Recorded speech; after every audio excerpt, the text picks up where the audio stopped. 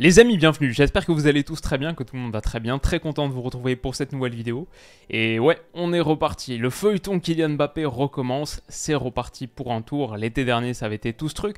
Ça va l'être encore vraisemblablement sur ce mercato estival, parce que hier soir, j'ai lu cette info avant d'aller me coucher. Kylian Mbappé ne lèvera pas l'option d'un an dans son contrat, le PSG change de ton. C'est une info l'équipe qui dit que Kylian Mbappé a officiellement fait savoir au PSG dans une lettre reçue lundi après-midi qu'il ne lèverait pas l'option d'un an en plus jusqu'en 2025 dans son contrat. On se souvient qu'il avait prolongé l'été dernier, prolongé jusqu'en 2024, plus une année supplémentaire en option et une player option que lui seul pouvait lever, pouvait décider d'activer unilatéralement jusqu'en 2025.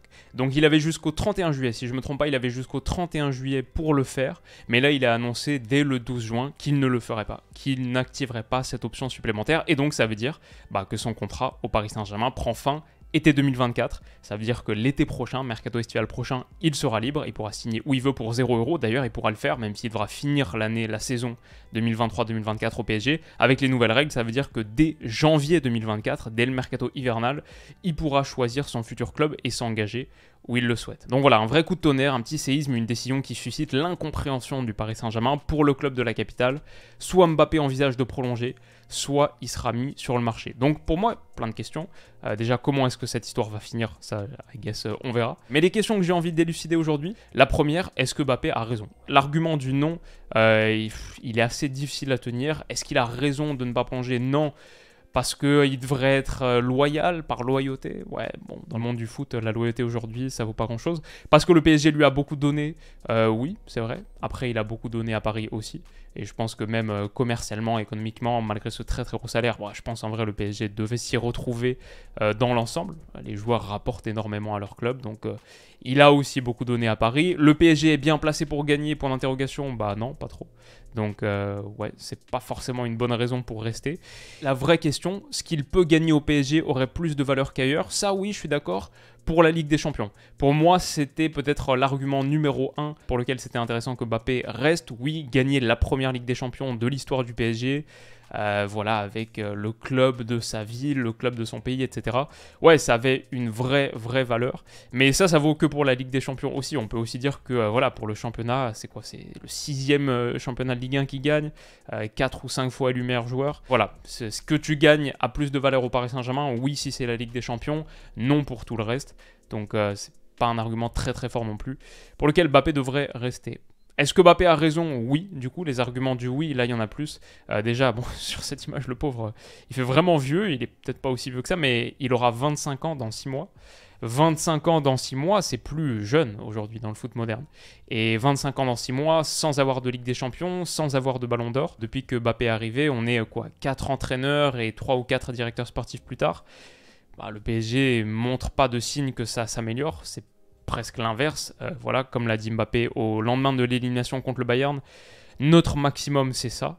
On avait promis de donner notre maximum. La réalité, notre maximum, c'est ça. C'est se faire éliminer en 8e de finale de Ligue des Champions par un grand club, mais un club qui se fait éliminer derrière en quart. Donc le projet sportif au Paris Saint-Germain, on part de loin. Il n'est pas très convaincant. C'est un club qui a toujours pas d'entraîneur pour la saison prochaine. Est-ce que Nagelsmann va venir? On verra, mais bon, pour l'instant, c'est encore un petit peu le flou. Je vais dire dans les arguments du plus, pourquoi est-ce que Mbappé a raison de ne pas prolonger? Changer, c'est important pour un joueur aussi, pour la vie d'homme. C'est un gars qui n'a connu que la France, qui n'a jamais connu que le championnat de France, qu'il a déjà remporté 6 fois comme on l'a dit, et je pense qu'entre cette image, entre le titre de 2017 avec Monaco et celle-ci, le titre de 2023 là d'il y a quelques semaines avec le PSG, bon, ce trophée il avait beaucoup plus de saveur à une époque. Aujourd'hui c'est devenu un peu la routine, c'est plus très intéressant. Il est déjà le meilleur buteur de l'histoire du club, il a fait en gros tout ce qu'il y avait à faire à Paris, et ce gars là qui a gagné la Coupe du Monde à 19 ans, à l'époque, voilà, et ce qu'on dit depuis des années, c'est qu'il doit viser, il doit chercher à être le meilleur joueur du monde, peut-être un des tout meilleurs joueurs de l'histoire. Ça, c'est son rang, ça, c'est ce qui correspond à son statut et à ses immenses qualités. Ce gars-là qui a marqué un triplé en finale de Coupe du Monde, quand il voit Haaland faire le triplé historique, quand il le voit progresser à vitesse grand V sous Guardiola, qu'est-ce que Erling Haaland a progressé sous Guardiola? Lui-même l'a dit en conférence de presse, il a tellement changé en un an. Quand Mbappé se voit lui-même progresser techniquement sur certaines choses, mais voilà, c'est entre cette image et celle-ci, il y a un monde, il y a un fossé.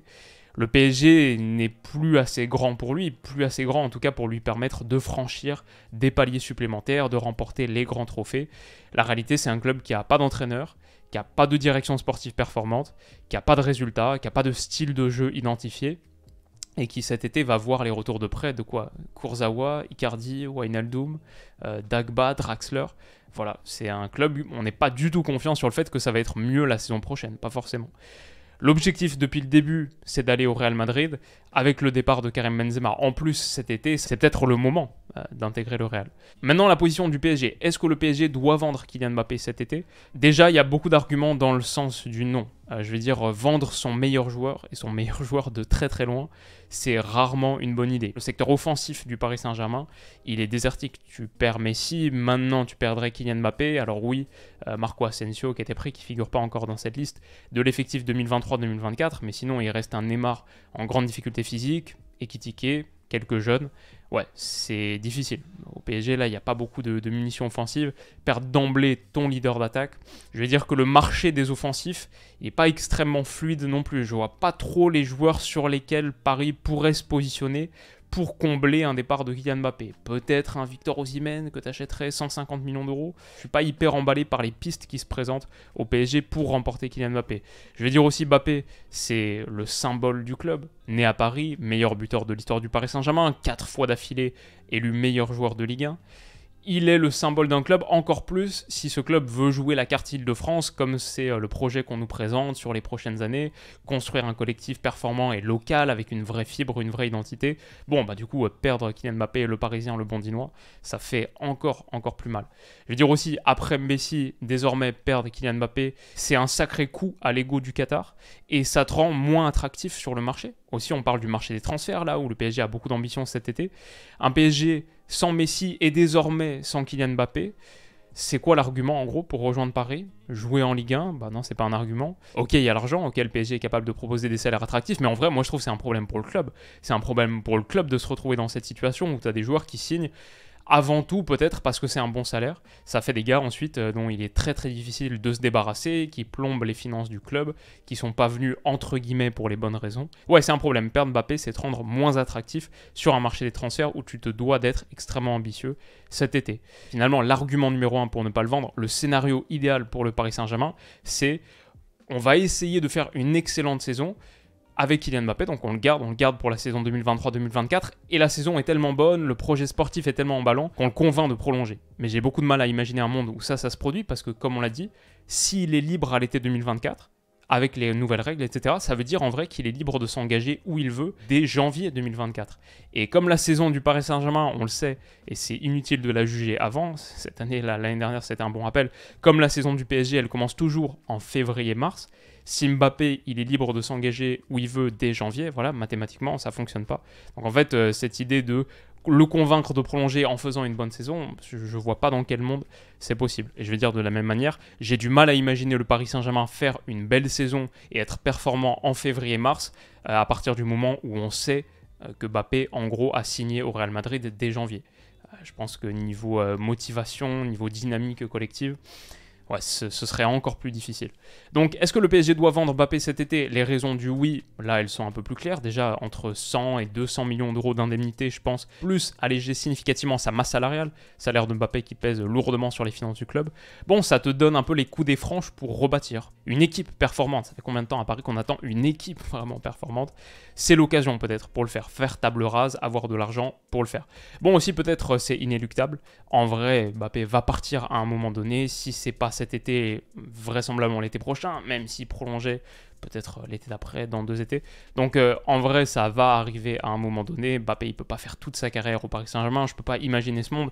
Donc si c'est inéluctable, peut-être autant l'accepter, le faire dès maintenant, et être dans une meilleure position, même si ça prend peut-être plus qu'une saison, hein, 1, 2, 3, pour bâtir quelque chose de performant, de convaincant. C'est ton meilleur joueur, mais c'est vrai aussi qu'avec Kylian Mbappé, c'est un gros ego qu'il faut manager et ça n'a pas toujours été facile. On se souvient de ce qui s'était passé quand Vitinha lui avait pas passé le ballon contre Montpellier. Voilà, c'est des réactions qui sont difficiles pour un groupe, pour un collectif. C'est dur parfois d'avoir un joueur comme ça aussi. On ne va pas oublier à quel point le problème du PSG, ça a été l'animation défensive, des gars qui vont pas au pressing.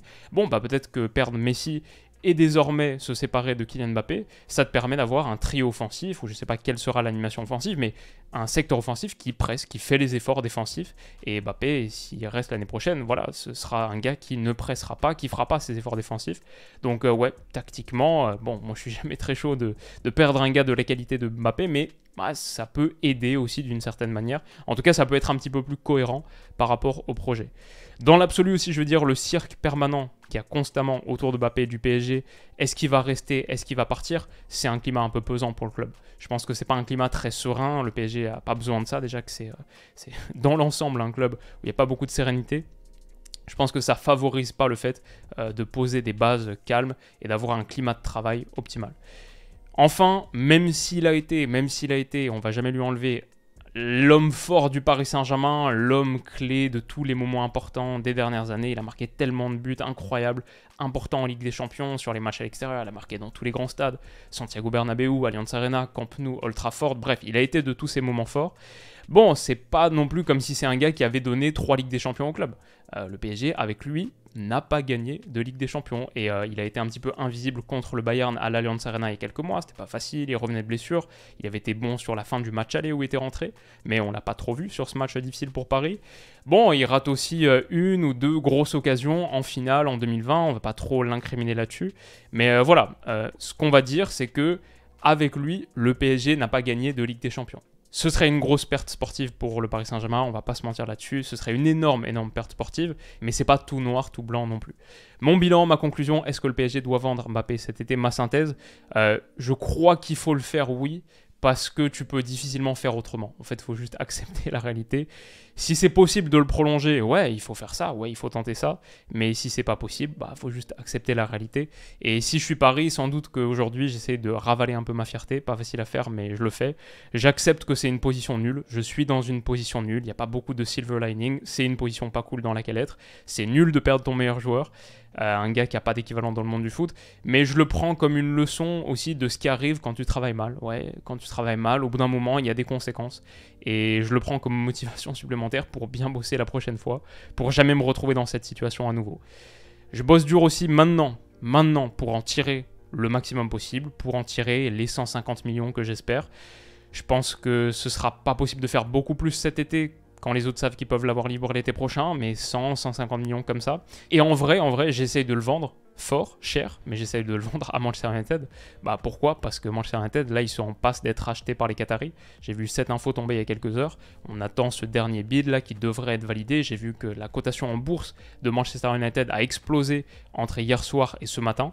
Donc sans doute que les marchés savent quelque chose qu'on ne sait pas encore. Peut-être que même que c'est officiel là au moment où je tourne cette vidéo, sur les dernières minutes. Je pense que l'info elle va tomber bientôt. Je pense que le Qatar va racheter Manchester United. Donc voilà, vendre Mbappé au Manchester United Qatari, ça permettra à Nasser de sauver la face, ça permettrait de vendre, de passer de Qatar à Qatar, et ça permettrait du coup d'avoir un chèque beaucoup plus important sans doute que celui que tu peux tirer du Real. Le Real qui est dans la position de force, en mode on sait que de toute manière il veut venir, on va attendre l'été prochain et il va signer libre chez nous, qu'est-ce que vous allez faire? Alors qu'United version Qatari, ils ont désormais le carnet de chèques pour convaincre Mbappé même, à niveau salarial, ça peut être une proposition beaucoup plus intéressante, mais aussi surtout, bon bah si tu vends de Qatari à Qatari, allez, tu peux même lâcher une offre à 300 millions d'euros, ça équilibre les comptes du PSG, tout le monde est content, ce serait peut-être pas la transaction la plus clean, elle pourrait être investiguée par l'UEFA dans quelques années, mais voilà, PSG et Manchester United vont devenir des clubs amis. S'il est effectivement racheté ce club par le Qatar, ces deux clubs vont devenir des clubs amis, et ça ce serait la première poignée de main entre ces potes-là. Bon, petit aparté, moi je serais pas forcément contre le fait que Mbappé prenne la route d'Old Trafford. Un derby de Manchester, Mbappé, Haaland, même je veux dire gagner la Première Ligue avec United, ça a sans doute plus de valeur que de gagner la Liga avec le Real Madrid.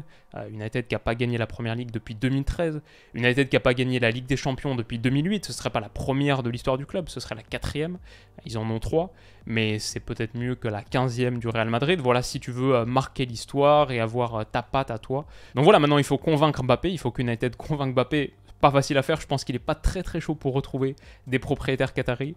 Évidemment, le Real Madrid, c'est son rêve d'enfance, c'est son club de cœur. Donc voilà, il veut le Real depuis le début. Maintenant, on peut aussi dire, s'il voulait autant le Real, même l'année dernière, pourquoi est-ce qu'il a prolongé au Paris Saint-Germain? Pourquoi est-ce qu'il n'a pas signé quand il avait l'opportunité de le faire l'année dernière? Et est-ce que le Real Madrid, après avoir fait Bellingham déjà, aura les fonds nécessaires pour le recruter dès cet été, pour faire une proposition intéressante? Même niveau salarial, en vrai, je pense que par rapport aux émoluments qui touchent au Paris Saint-Germain, il devra peut-être baisser ses standards, baisser son salaire. Bon, et après, ça, c'est sans compter le fait que Mbappé, sa meilleure position, ça reste ailier gauche dans un 4-3-3. C'est la position de Vinicius. Donc, s'il signe au Real Madrid, voilà, il ne va pas mettre Vinicius sur le banc. Ce sera clairement Vinicius et Mbappé, les deux associés ensemble. Mbappé à la place de Karim Benzema en pointe. Mais je sais pas, on a eu toute cette histoire-là autour du pivot gang, autour du fait qu'il voulait être décalé par rapport à l'attaquant axial, qu'il voulait pas être la pointe du système offensif du Paris Saint-Germain, donc pour se retrouver pointe au Real Madrid. Disons que c'est pas la configuration parfaite, idéale. Si Vinicius était un ailier droit, et même là avec la percée de Rodrigo, mais si Vinicius était un ailier droit, peut-être ce serait plus simple. Bref, il faudrait une adaptation aussi sur ce poste, aussi techniquement, tactiquement, donc à voir. C'est vrai que Florentino Pérez, on lui a posé la question il y a quelques jours, est-ce que vous allez signer Mbappé président? Il a dit oui, mais pas cette année. Donc si on se fie à ces mots-là, peut-être qu'on va avoir encore une saison supplémentaire de Kylian Mbappé au Paris Saint-Germain. On verra. En tout cas, le feuilleton est reparti. Ce mercato est lancé. Est-ce qu'un autre club que le Real Madrid ou Manchester United peut se mêler à la danse? Dites-le moi en commentaire. Kylian Mbappé qui a toujours pas de Ligue des Champions, toujours pas de Ballon d'Or. Voilà, si on parle des histoires individuelles du football, et même quel collectif est-ce qu'il pourrait sublimer? Est-ce que le Paris Saint-Germain peut construire quelque chose d'intéressant autour de lui? Ouais, en vrai, c'est des questions importantes, je sais pas, mais intéressantes quand on kiffe le foot. Qu'est-ce que vous en pensez? Dites-moi tout ça en commentaire. On se retrouve très vite pour une prochaine vidéo. Déjà, j'ai envie de faire un truc autour du Paris Saint-Germain, comment rebâtir le PSG. Mais pour l'instant, sans connaître l'entraîneur, sans connaître la destination de Mbappé, avoir toutes ces incertitudes, c'est un peu difficile de se projeter sur cette vidéo, avec tous les retours de près aussi. J'ai envie de la faire, mais je pense qu'il va falloir attendre un petit moment.